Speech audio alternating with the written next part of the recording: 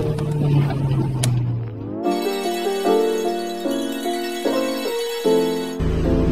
guys, I'm Ken ng Sligas PH. Welcome sa unang episode. May pupuntahan lang tayo ngayon, yung EK Coupe siya na kulay puti. Pinag-uusapan sa TikTok eh. Actually, pinag-aawayan. Ngayon, nakausap ko yung may-ari. Sabi, pwede naman pa siya. So, ayun, let's go!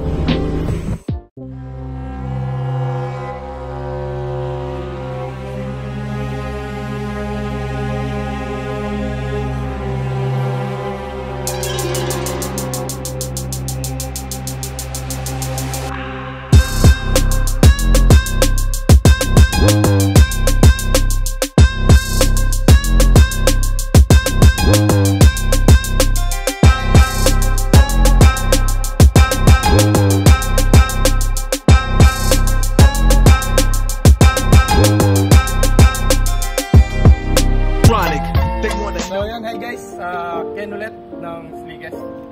Dito na ako sa Pampanga. Nahanap ko na yung may-ari ng kotse ito. Trending to eh. Sir! Hi. Sir. Bossing, balita. Afternoon po. Bali sa 96 ba? Meron bang lumabas? 96, 97? May coupe ba na? Yes, meron din lumabas. Pero, sir, EM1 ba tawag? Normally, ano siya? Civic SI. SI. Yes. And then, ang EM1 kasi is yun yung chassis tool niya. Okay. Sa Fireball. Oo. Kasi marami nalilito sa, social media. Parang sabi, daming coupe, daming ganyan dito sa amin, sabi. Bali, dito sa Pinas, upon my research, before ko binili, kasi nahanap ko lahat, so nag-try kong ligawan. Awesome talaga. Nasa around 22 sila na EK Coupe. Yes. Pero hindi EM1. Hindi EM1. So yung iba, anong tawag? May release kasi, yun nga, dun sa question mo kanina, may release kasi na nag-start sila 96, 97, which is yun yung bigote. So yung mga yun, meron silang molding. Yes. So parang sa mga local natin, bigote sila. Bigote sila. Yes. And then ang engine nila is 1600 na V16 SOC. So hindi sila B-Series. Hindi B-Series. Okay. Ang SI, dinabas sila 99 to 2000 with original na V16A engine. So, kumbaga, sa Pilipinas, ang 96 parang bigote, sa kanila EJ1, ay EJ6, EJ7, gano'n. EJ7, yeah. So, ang SIR sa US, gago! Ang SIR sa kanila, parang yung EM1. Yes, SI. SI siya. SI. Ano bang difference ng coupe sa normal na sedan? Bali ang coupe natin, USDM na side mirror. Yan, yung side mirror. Iba, malaki siya, not that retractable. Kasi buo, nakadikit siya dito, Yes, yan. Okay. And then, headlight, wala siyang park light. Okay. And then, dito lang is parang reflector siya. And then, SAE approved siya ni US. So, parang, ewan ko, parang safety something nila sa US. Pero ito, same lang ng SIR. Yes. Pag ba naglagay ako ng bumper ng SIR fit, pasok siya. Okay. Pasok po. Except fender. Ang fender kasi wala siya. Wala chip light. Oo. Pero everything else, pareho lang. Ito, apated, Ito, sa likod, ano bang meron natin sa likod? Ito, bali, same siya, I think, na SI, SIR, and VIRS. Okay. Parang same lang, Pero sa likod, iba parang iba yung likod Oo, so dito matitilit siya. So, magiging putol na. Sa quarter glass. Then sa likod, iba yung taillight, iba siya. Then yung trunk din niya. Pero ito may iba bang kasi mahilig yung mga Pilipino ngayon, may clear taillight. If work na SI and DX variant yata, red, white. And then sa pang 99 and 2000, red, white sila. Si 96 to 97 or 98, yun yung red, orange. Okay. So yung mga EJ7 na sinasabi mo kanina, EJ8, hindi sila red, white? Hindi. So ang SII,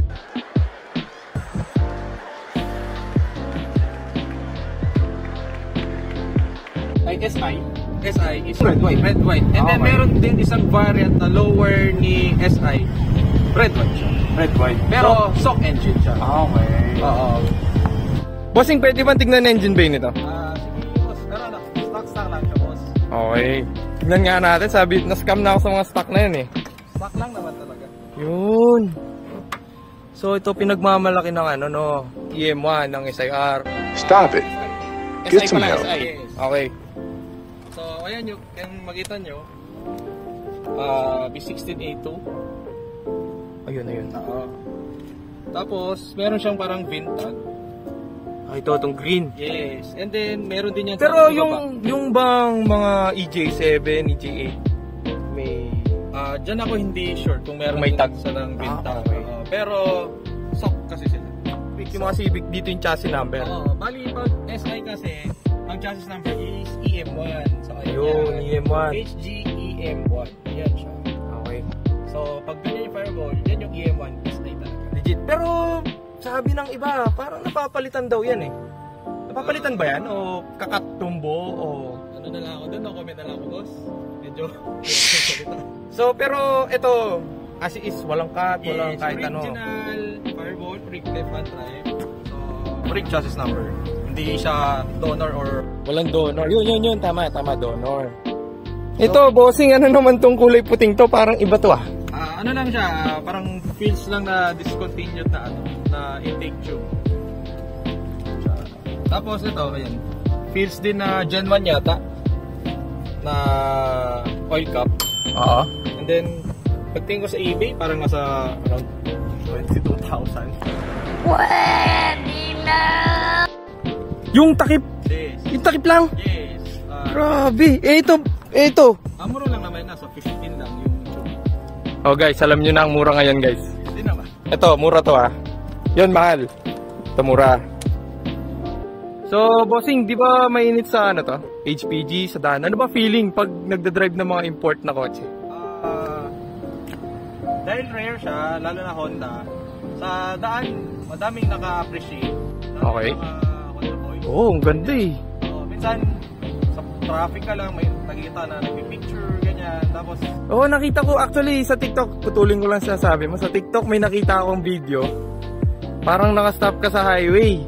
Ngayon, yung driver, sinut yung video, yung picture, yung kotse mo. Pinost din sa TikTok. yes, oo. Parang pinag-usapan din ulit doon. Okay, oo. So, masarap naman na sa pag-ramdam. And then yung sa question mo sa akin sa kung mainit sila sa HPG or LTO, yes. Any Honda naman kasi boss is mainit sa HPG and LTO. Naka-Honda ako actually, napara na ako ng HPG. Hindi ko alam anong kasi. Ng mga enforcers natin dito, yung Honda Gaming eh. Oo. Pero kunin ko yung papel. Oo, maganda yan para at least masagot yung tanong ng mga nagtatanong sa TikTok, sa social media, kung totoo nga bang panuman. Okay, tignan natin.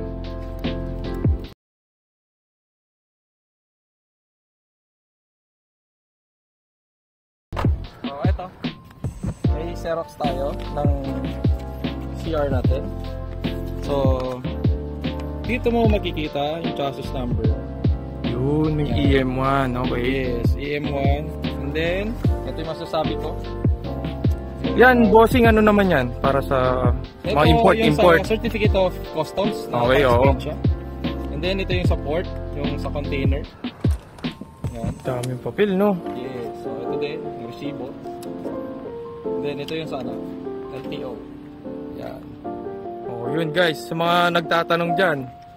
Oh, alam nyo na, tumigil-tigil na kayo makipag-away sa social media. Hindi maganda yan. Ako naman sa lahat, open naman ako. Kung meron iba na registered na SI na EM1 sa LTO, Oo. wala problema sa akin.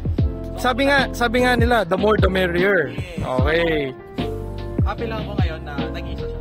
Oh, di ba? Iba yung feeling eh, nakaka-proud. Na Oric SI EM1 registered chassis number sa LTO. Oo, yun ang maganda doon.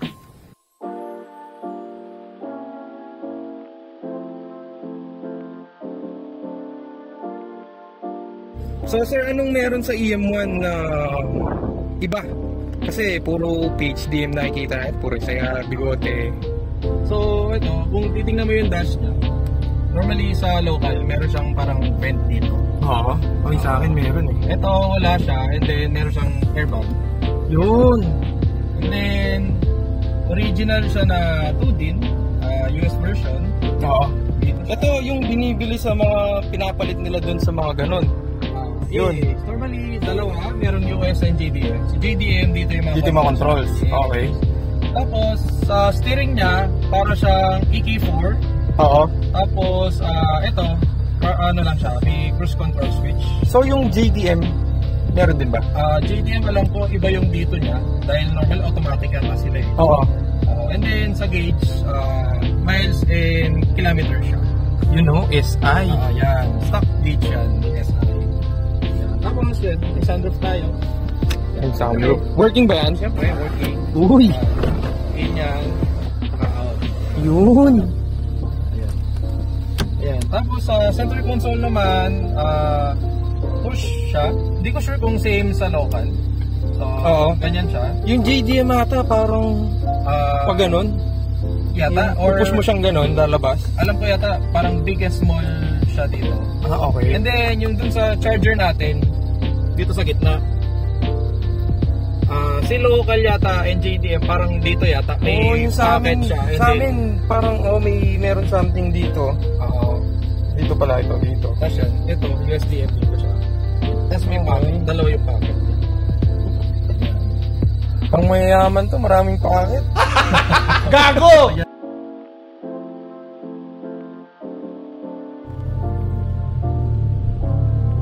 Yun. Ito bang aircon nito? Stock. Same din ba siya na ano? Parang hindi siya same kasi stock nito is yung laminated. Oo, labig eh. Yung sa akin, kailangan mo muna magdasal ng 15 minutes bago lumamig. Hindi, bago linis. Dali natin sa highway.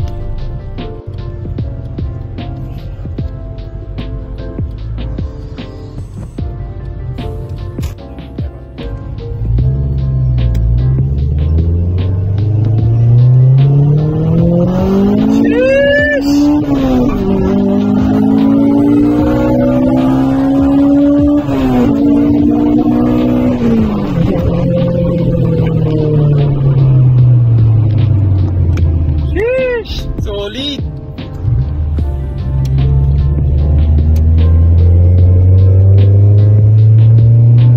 Lakas ng preno mo, bossing ha. Ano bang preno natin? Spoon lang, boss. Okay, salap nyo na ha. Spoon lang. Spoon lang. Yes, spoon. Spoon lang.